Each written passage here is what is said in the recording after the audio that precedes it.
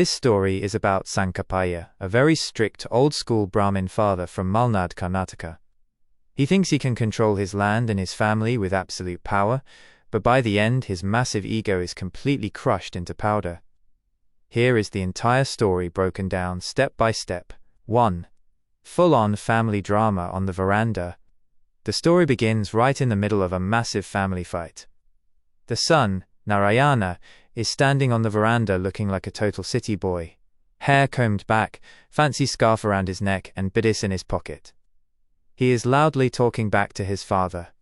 Narayana is totally fed up with village life. He wants to leave immediately to open a Brahmin restaurant/hotel in the city of Shimoga with the village officer's son. He demands his share of the ancestral property money, shouting, "I wasn't born to rot in this hole." 2.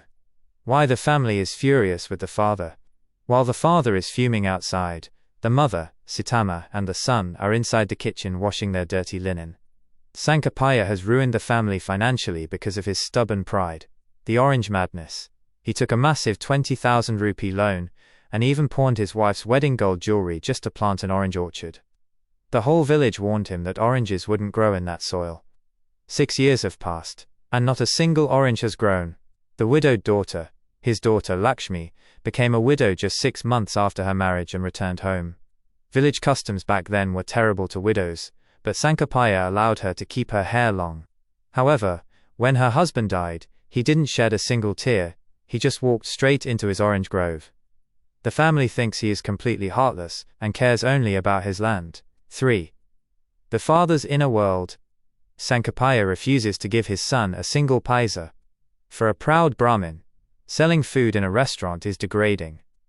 He views tough, brutal farming as tapasya, spiritual discipline, and calls his son a sissy.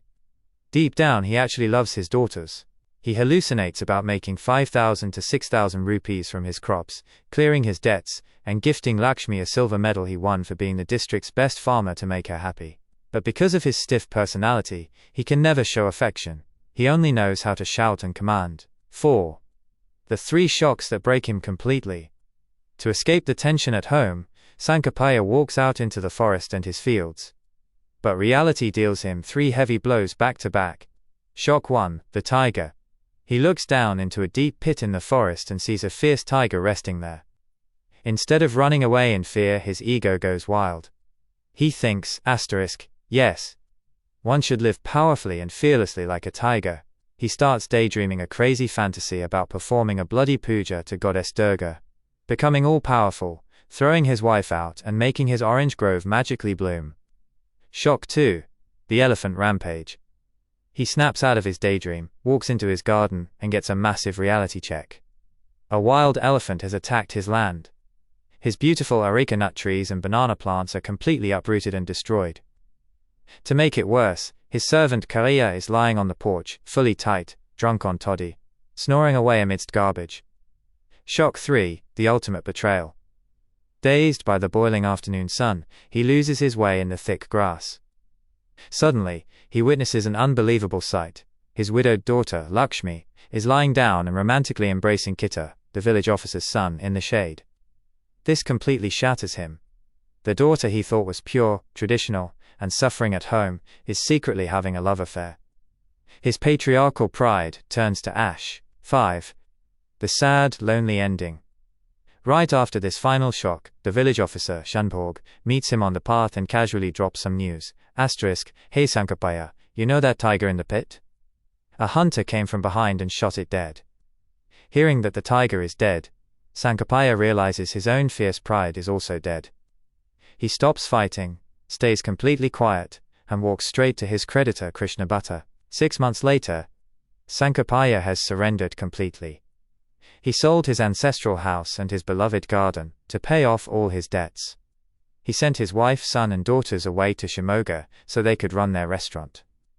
Now he lives 100% alone in a tiny, broken shack, farming a single basic rice field just to survive. A local merchant passes by and tells him the ultimate ironic truth. Sankapaya, you heard? Now that Krishna Bhatta owns your old land, the orange grove has finally blossomed with fruit.